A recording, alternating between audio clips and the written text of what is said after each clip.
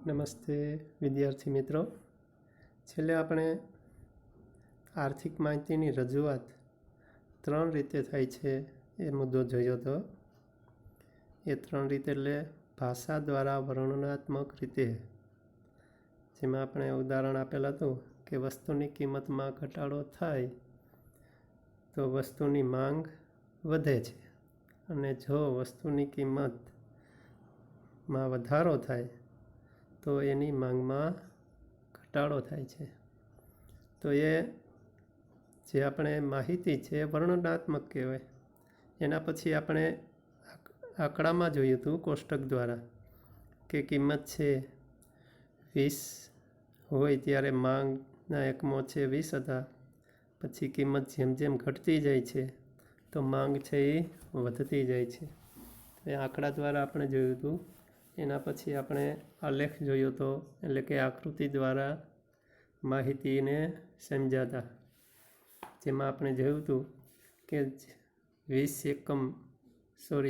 કિંમત 20 રૂપિયા હોય છે ત્યારે માંગ છે એ 20 એકમ થાય છે, અને સ્થિરતા એ બિંદુએ પ્રાપ્ત થાય છે. પછી કિંમત ઘટીને 15 થાય ત્યારે માંગ વધે છે, 40 એકમ થાય છે, અને બી બિંદુએ સ્થિરતા પ્રાપ્ત થાય છે. તો એ આકૃતિ દ્વારા આપણે માહિતીની રજૂઆત જોઈતી. હવેનો આજનો મુદ્દો છે આપણો આંકડાકીય માહિતીનું મહત્ત્વ. તો અર્થશાસ્ત્રમાં આંકડાકીય માહિતીનું મહત્ત્વ ખૂબ જ જોવા મળે છે. તો એનું મહત્ત્વ અર્થશાસ્ત્રમાં તો છે જ, પણ આમ પણ કોઈ પણ બાબત છે સમજાવવી હોય, એમાં એને વિશ્વાસ પેદા કરવો હોય કોઈ બાબત અંગેનો, તો આંકડા દ્વારા તમે રજૂઆત કરો તો એ આસાનીથી એ સમજી શકે, એને એ બાબતમાં વિશ્વાસ બેસે.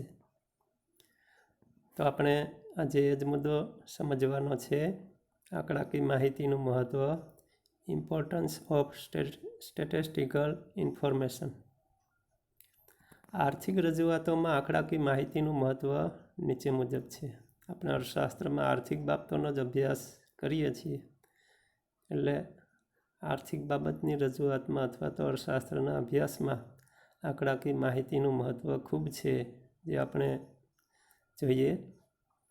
પેલું છે સિદ્ધાંતોની આધારભૂતતામાં વધારો થાય છે. જે સિદ્ધાંત સાબિત થયેલ હોય તો એના ઉપર વિશ્વાસ બેસે, એક પુરાવા રૂપે આપણે આપી શકીએ. દાખલા તરીકે આપણે જે જોયો તો એક સિદ્ધાંત જ છે, નિયમ જ છે કે કિંમત ઘટે તો માંગ વધે, અને કિંમત વધે તો માંગ ઘટે. તો એ સિદ્ધાંત છે. પણ જ્યારે આપણે એને આંકડાકીય રીતે બતાવીએ કે ભાઈ કિંમત 20 હતી ત્યારે માંગ 20 એકમ હતા, કિંમત ઘટે છે 15 રૂપિયા કિંમત થાય છે, તો માંગના એકમ છે એ વધે છે, 40 એકમ થાય છે. તો આ એક નિયમ સિદ્ધાંત થયો. તો એ આંકડાકીય રીતે બતાવવામાં, સમજાવવામાં આવે તો એમાં વિશ્વસનીયતા વધે છે. આપણે પુરાવા રૂપે આપી શકીએ છીએ. અર્થશાસ્ત્રમાં બે આર્થિક ચલ વચ્ચેના કાર્યકરણના સંબંધને તપાસીને સિદ્ધાંતો રજૂ કરવામાં આવે છે. આ સિદ્ધાંતોને વ્યવહારમાં ચકાસવા માટે આધારભૂત રજૂઆત માટે આંકડાકીય માહિતી જરૂરી છે, મહત્ત્વની છે. તો અર્થશાસ્ત્રમાં બે આર્થિક ચલ એટલે કે બે બાબત હોય, જે આપણે આગળ જોયું તો કિંમત અને માંગ. તો કિંમત છે એ કાર્ય થયું એક, તો કિંમતમાં વધારો થાય કે ઘટાડો થાય તો એને કારણે માંગમાં છે એ વધારો કે ઘટાડો થતો હોય. તો આ કાર્યકરણનો સંબંધ થયો કહેવાય કિંમત અને માંગ વચ્ચેનો. અને એ સંબંધને તપાસીને સિદ્ધાંતો રજૂ કરવામાં આવે છે, એટલે કે નિયમ બનાવવામાં આવે છે. હવે આ જે સિદ્ધાંત છે, નિયમ છે, એને ચકાસવો હોય અથવા તો એને સાબિત કરવું હોય તો આંકડાકીય માહિતી છે એ મદદરૂપ બને છે. એટલા માટે આંકડાકીય માહિતીનું મહત્ત્વ ખૂબ છે. દાખલા તરીકે વરસાદ અને ખેત ઉત્પાદન વચ્ચેનો સંબંધ. વરસાદ એક કાર્ય થાય છે. જો સારો વરસાદ હોય તો ખેત ઉત્પાદન વધે છે. વરસાદ છે બરાબર ન હોય તો ખેત ઉત્પાદન ઘટે છે. તો કાર્યકારણનો સંબંધ થયો આ બે ચલ વચ્ચે. એવી રીતે કિંમત અને માંગ વચ્ચેનો સંબંધ, નફા અને ઉત્પાદન વચ્ચેનો સંબંધ આંકડાકીય આધાર સાથે રજૂ થાય તો વધારે વિશ્વસનીય બને છે અને સિદ્ધાંત વ્યવહારમાં પણ સાચો જ છે કે કેમ તે તપાસી શકાય છે. તો આવા બે ચલો જે આપણે જોયા, તો એને આંકડાકીય માહિતી સાથે જો બતાવવામાં આવે કે ભાઈ આટલો વરસાદ થયો તો આટલું ઉત્પાદન થયું, કિંમત આટલી હતી તો આટલી માંગ હતી, નફો આટલો થયો તો ઉત્પાદન આટલું થયું. તો આવી રીતે જ્યારે આંકડાકીય માહિતી દ્વારા એ રજૂ કરવામાં આવે તો એ માહિતી છે, સિદ્ધાંત છે, નિયમ છે એ વિશ્વસનીય બને છે. બીજું મહત્ત્વ છે દશા અને દિશાના વલણો જાણવા માટે. દશા એટલે કે સ્થિતિ, કોઈ પણ ક્ષેત્રની, કોઈ પણ બાબતની શું સ્થિતિ છે, અને દિશા એટલે કે કઈ તરફ જાય છે. તો એ વલણો એટલે કે એમાં ફેરફાર જાણવા માટે માહિતી છે જરૂરી છે. સમગ્ર અર્થતંત્ર કે તેના કોઈ એક ક્ષેત્રના વલણો કયા પ્રકારના છે, કઈ દિશામાં છે તે આંકડાઓ દ્વારા જાણી શકાય છે. સમગ્ર અર્થતંત્ર એટલે કે માનો કે કોઈ દેશ અથવા તો દેશનું કોઈ એક ક્ષેત્ર, એમાં શું ફેરફારો છે, કયા પ્રકારના ફેરફારો છે અને કઈ દિશામાં જઈ રહ્યા છે એ આપણે આંકડા દ્વારા જાણી શકાય. દાખલા તરીકે રાષ્ટ્રીય આવકમાં ખેતીના હિસ્સાનું પ્રમાણ ઘટતું જાય છે. તો અર્થતંત્રનો આ એક ભાગ થયો ખેતી ક્ષેત્ર. તો રાષ્ટ્રીય આવકમાં જેમ જેમ વિકાસ થતો જાય એમ એમ ટકાવારીની રીતે ખેતીનો જે હિસ્સો છે એટલે કે રાષ્ટ્રીય આવકમાં એનો જે ભાગ છે એ ઘટતો જાય. ઘટતો જાય એટલે ટકાવારીની રીતે ઉત્પાદન તો વધતું જ હોય છે. ભારતની આયાતોમાં વધારો થઈ રહ્યો છે. અર્થતંત્રમાં નાણાં પુરવઠો વધી રહ્યો છે. તે વલણો આંકડાઓ દ્વારા જ જાણી શકાય છે. આ ખેતીના ક્ષેત્રનો હિસ્સો છે એ વધે છે કે ઘટે છે, આયાતમાં કે નિકાસમાં વધારો થાય છે કે ઘટાડો થાય છે, નાણાંનો પુરવઠો અર્થતંત્રમાં કેટલો છે એ આપણે આંકડાકીય રીતે આપેલ હોય તો જ આપણે એ બાબતનો જે ફેરફાર છે એ જાણી શકીએ છીએ. આંકડા દશા અને દિશા બંને દર્શાવે છે.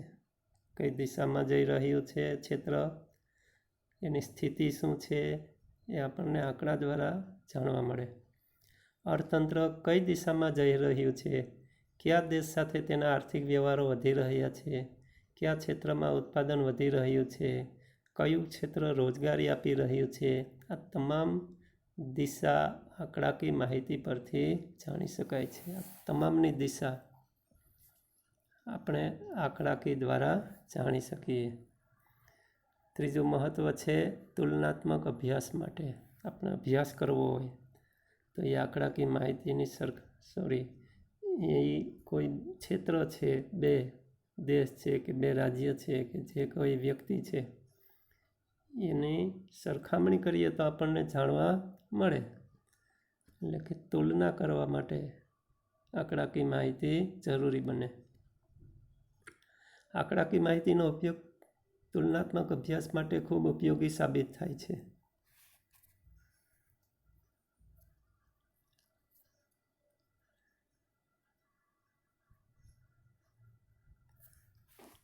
હવે આંકડાકીય માહિતી જે છે એ જ્યારે તુલના કરવાની હોય ત્યારે એનો અભ્યાસ છે ખૂબ ઉપયોગી બને છે. સરખામણી આપણે આંકડા દ્વારા સારી રીતે કરી શકીએ છીએ. સ્થળ અને સમયની રીતે તુલના આંકડાઓ દ્વારા જ થાય છે. તુલના સ્થળને ધ્યાનમાં રાખીને, દાખલા તરીકે ભારત અને ચીન એ ધ્યાનમાં રાખીને તુલના થઈ શકે. પછી સમયને આધારે કે 2019માં આટલું ઉત્પાદન હતું, 2020માં આટલું ઉત્પાદન થયું, તો એ સમય અને સ્થળની તુલના આંકડાઓ દ્વારા જ થઈ શકે. ભારતમાં જ 1951ની તુલનામાં 2015માં આપણે ત્યાં આર્થિક ક્ષેત્રે કેટલા પ્રમાણમાં ફેરફાર થયા તથા દુનિયામાં અમેરિકા, ચીન, બ્રિટનની તુલનામાં આપણે ક્યાં છીએ તે જાણવા આંકડાકીય રજૂઆત અગત્યની બને છે. તો આ રીતે આપણે 1951માં ક્યાં હતા અને અત્યારે 2019માં ક્યાં છીએ, 20માં ક્યાં છીએ, શું ફેરફાર થયા આર્થિક રીતે. પછી કોઈ દેશ સાથે સરખામણી કરવી હોય તો એ સરખામણી પણ આંકડા દ્વારા જ આપણે કરી શકીએ છીએ. ચોથો મુદ્દો છે સંક્ષિપ્તમાં રજૂઆત માટે. આર્થિક અભ્યાસમાં લાંબા વર્ણનો કરતાં આર્થિક બાબતોની સંક્ષિપ્ત અને પ્રતિકાત્મક રજૂઆત માટે આંકડાકીય માહિતી અને આલેખો ખૂબ મહત્ત્વના છે. સામાન્ય માણસ પણ સમજી શકે તે રીતે રજૂ થતી આંકડાકીય માહિતી તુલનાત્મક વલણો અને સિદ્ધાંતની સચોટ છતાં ટૂંકમાં રજૂઆત કરે છે અને આલેખો પ્રથમદર્શની સમજૂતી આપે છે. હવે સંક્ષિપ્તમાં રજૂઆત માટે ટૂંકમાં આપણે રજૂઆત કરવી હોય, સમજાવવું હોય તો એના માટે પણ આંકડાકીય માહિતી છે એ મહત્ત્વની છે.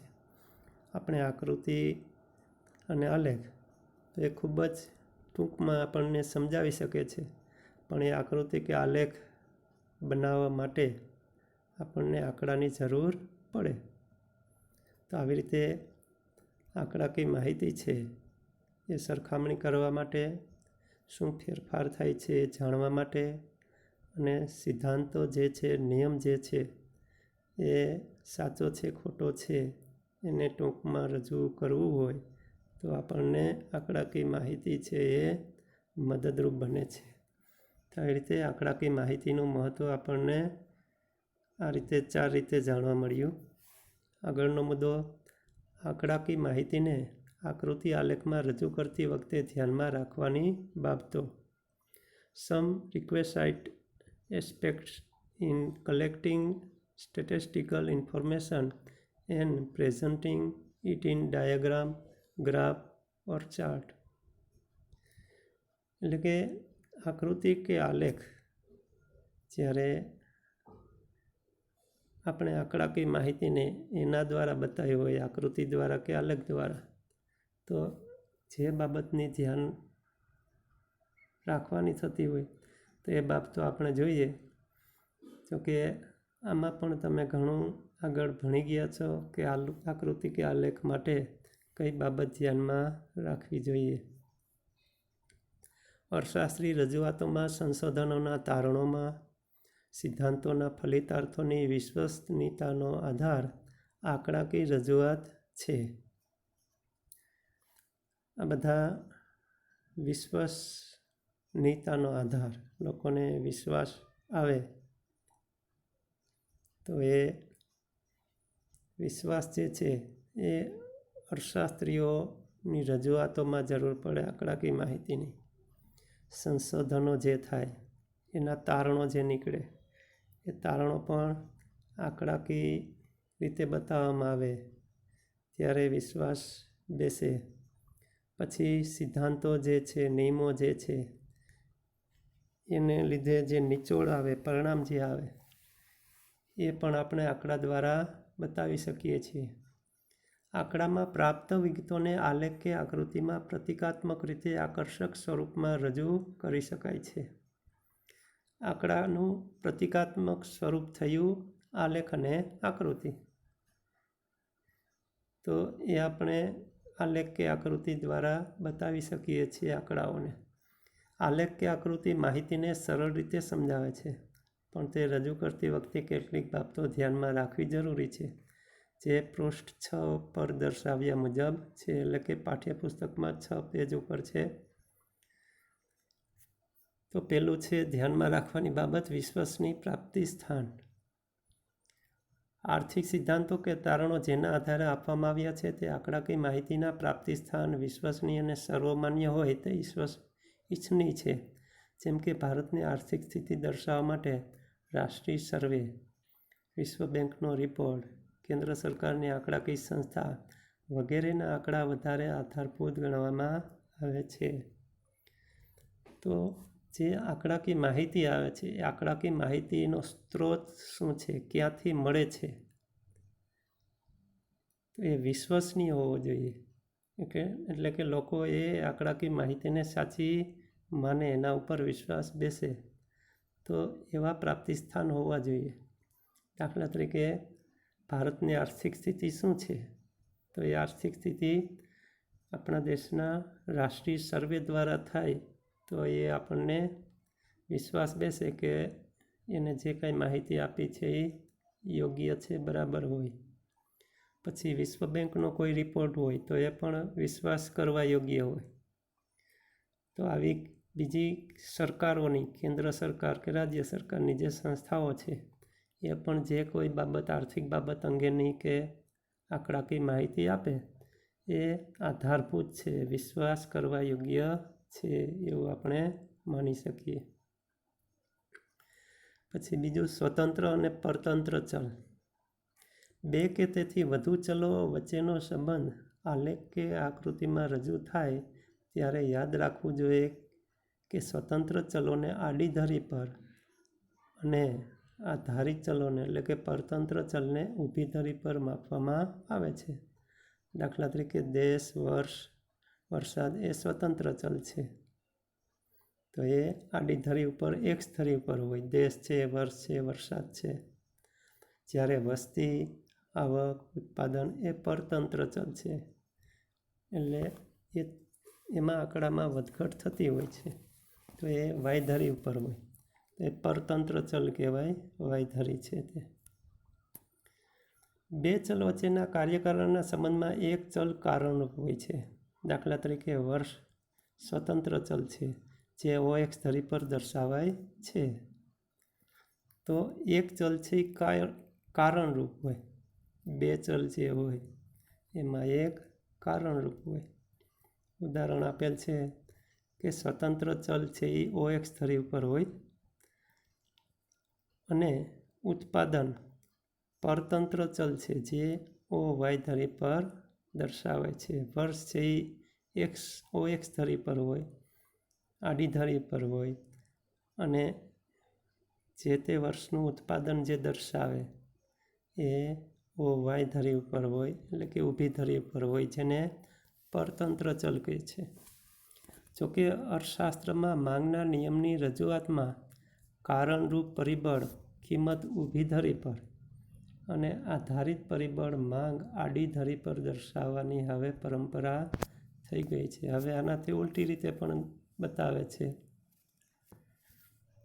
જે કારણરૂપ પરિબળ આપણે આગળ જોયો, આંકડાકીય માહિતી આગળ જે આપણે પૃષ્ઠ 5 ઉપર જોઈ હતી આકૃતિ, એમાં જોયું ઊભી ધરી ઉપર કિંમત હતી, એ કારણરૂપ પરિબળ છે. કિંમતને કારણે માંગમાં વધારો ઘટાડો થાય છે.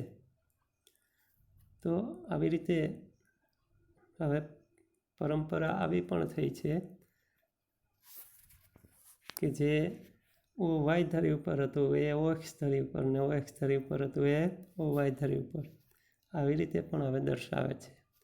પણ સામાન્ય રીતે OY ધરી ઉપર જે ચલ છે એ પરતંત્ર ચલ જે છે, એટલે કે જેમાં વધઘટ થતી હોય એ OY ધરી પર બતાવે છે, અને સ્વતંત્ર ચલ છે એ સામાન્ય રીતે OX ધરી પર હોય છે. ત્રીજું, સ્કેલ માપની પસંદગી કરવી.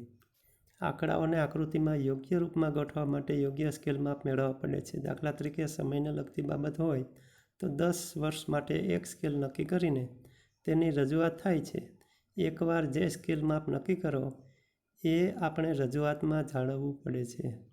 દાખલા તરીકે 1 ઇંચ બરાબર 5 વર્ષ નક્કી કરો, પછી દરેક 5 વર્ષનો વધારો બતાવવા માટે પણ 1 ઇંચ પ્રમાણે આગળ વધવું પડે.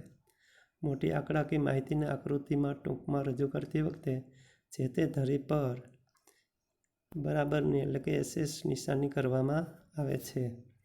તો આવી રીતે આપણે સ્કેલ માપની પસંદગી કરીએ છીએ કે 1 ઇંચ બરાબર જ્યારે 5 વર્ષ છે કે 5 કિલોગ્રામ કે લીટર કે જે કાંઈ હોય, તો દરેક ઇંચ પ્રમાણે 5 વર્ષ કે ઇંચ કે લીટર કે જે કાંઈ હોય એમાં વધારો થશે. એવી રીતે આગળ વધવાનું થતું હોય છે. તો એ બાબત પણ તમે સારી રીતે જાણો છો. તો આવી રીતે આ બાબત ધ્યાનમાં રાખવી પડે. આકૃતિ કે આલેખ બનાવતી વખતે પેલું જોયું હતું વિશ્વસનીય પ્રાપ્તિ સ્થાન. તો એ માહિતીનો સ્ત્રોત શું છે એ આપણે ઘણીવાર જોતા હોઈએ છીએ કે આલેખ કે આકૃતિની નીચે દર્શાવેલું હોય છે કે પ્રાપ્તિ સ્થાન એવી રીતે કરીને, અથવા તો સ્ત્રોત, માહિતીનો સ્ત્રોત. તો આપણે ઘણીવાર આવી રીતે આકૃતિની નીચે જોતા હોઈએ છીએ. પછી સ્વતંત્ર અને પરતંત્ર ચલ, જે આપણે જોયું કે OY ધરી છે એ પરતંત્ર ચલ છે અને OX ધરી છે એ સ્વતંત્ર ચલ છે. પછી સ્કેલ માપની પસંદગી કેમ કરવી એ પણ આપણે જોયું. હવે એના પછીનો મુદ્દો છે આંકડાકીય માહિતીની આકૃતિ કે આલેખમાં રજૂઆત.